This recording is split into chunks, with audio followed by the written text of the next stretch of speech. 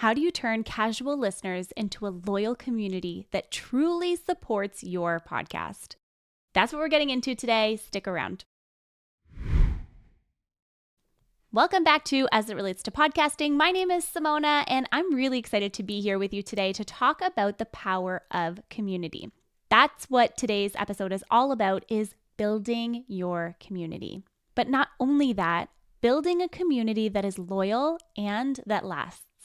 Community is about more than downloads and listens. It's about forming connections and building trust with people who genuinely love what you do.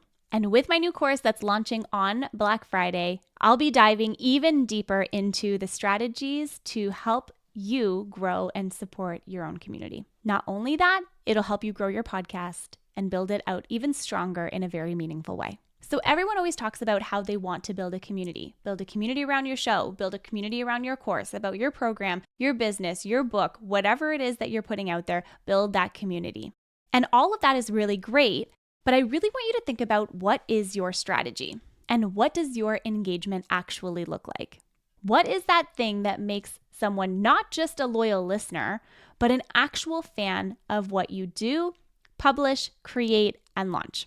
It's all about engagement. I always tell podcasters, especially those that are in our membership community or that are in our online community, and also our podcast management clients, that connecting and creating a genuine connection is really important and really powerful when it comes to podcasting. People can choose whatever type of content they want to listen to. And honestly, nowadays, there is so much content that you can choose to consume. It has to be valuable and worth your time. When you really think about it and you really strategize properly, every single episode, every single piece of content that you put out there is an opportunity to connect to your audience in a really significant way. So I want you to really think about what is the engagement that people are taking with your podcast, and how are you also engaging with them to keep them interested, asking questions, and really create the type of feeling and emotion and loyalty that you're trying to create with your show. I'm going to leave you a couple strategies right now that you can use and you can implement and you can leverage for your own engagement strategies. The first one is Q&As and polls. Invite your listeners to share about questions or topics or ideas that they want to hear about on your show. You can also leverage Spotify's polls, comments section or Q&A section for that as well, which is a really interesting and powerful tip. And you can also do this on social media. You can create some stories or you can create reels, and in there you can embed polls and Q&As and all kinds of things for your listeners to engage with you. Please do not underestimate the power of social media, whatever platform that you're on, to get the kind of engagement that you're looking for. Pretty much every single social media platform at this point has some kind of polling feature or some kind of Q&A feature. So you can genuinely get responses to the questions that you're asking, and you can leverage whatever platform you're already using to do so. People always say that it's very difficult to get in touch with your audience and your community, and it's challenging to actually hear back and hear their genuine thoughts.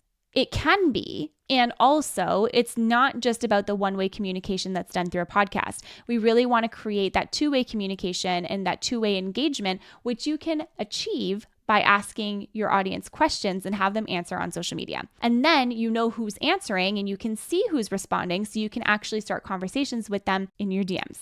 Another really fun way to get some extra engagement in your podcast episodes or within your community overall is leveraging or using shout outs and feedback. This is a really nice way to highlight someone who's left you a testimonial or a review, or someone who has said that they love your podcast or an episode really resonated with them. Whatever it is that you are hearing from your audience, you can take that content and you can share it on your episodes. So it's really nice to recognize the people that are loyal to us, the people that we hear from. One of my favorite examples of this in this current moment is someone who listens to the podcast. We were doing a live podcast episode a couple of weeks ago that was a roundtable with my team and I. If you want to catch that episode, it was also about community, so you could go back and take a listen to that one. But she had posted in the comments that she had learned a lot from the podcast, and the podcast was really helpful in helping her launch her show. And that kind of feedback is so amazing to hear, right? Seeing that she's there live, joining us for our roundtable, joining in the conversation and being present and being there with us, and also listens to the podcast on her own, was such a cool feeling, and I absolutely loved it. And now, me sharing this story with you, when she listens to this podcast episode, she's going to hear this and she's going to know exactly who I'm talking about, and it's going to make her feel really good, right? So recognition, feedback, asking questions, all really, really, really important things. And the reason why it's so important is when people hear their own input being recognized and also acknowledged, it deepens their connection to your show. And then we create superfans. And the last piece that I'm going to throw out here to you is social media. Obviously, social media has so much power in it in helping you create engaging strategies to get your listeners to give you their thoughts, their opinions, their feedback, which episodes they loved, which ones they didn't, and helping them feel like they're part of something more. So how are you bringing people along for the journey of your podcast? Are you letting them know when you're sitting down and recording? Are you sharing Q&As about your podcast episode after the episode has gone out? Are you doing it in advance, right, to pull your audience to gauge their interest? Are you asking them what types of topics or what kinds of challenges or struggles are they facing right now? All of these pieces contribute to the overall engagement that we're creating online, which will allow you to grow your brand presence, position you as the thought leader or continue to position you as the thought leader, and also bring more people back into your podcast community. That is really powerful. So if you're not publishing anything on social media and you're not talking about your podcast or asking questions about anything that you're doing, you're not really priming or prepping your audience to receive a podcast episode from you when it goes live. Always make sure to respond to your comments, respond to your DMs, thank people for taking the time to reach out to you. And I will admit, I'm not always the best at doing this because I feel like I always have so many different messages in different places.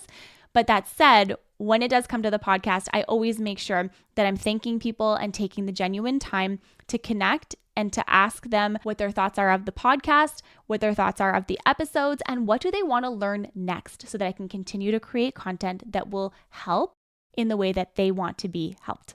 The second piece here that I'm going to share is leveraging social proof.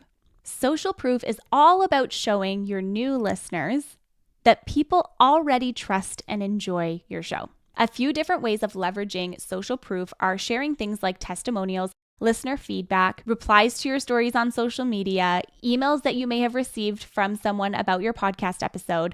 Also, just make sure that you have their permission to either share their name on your social media, or if you just want to have an easier way to do it, you can just block out their name and share it online. And even featuring listener stories, listener reviews, or conversations you've had with listeners on your podcast episodes.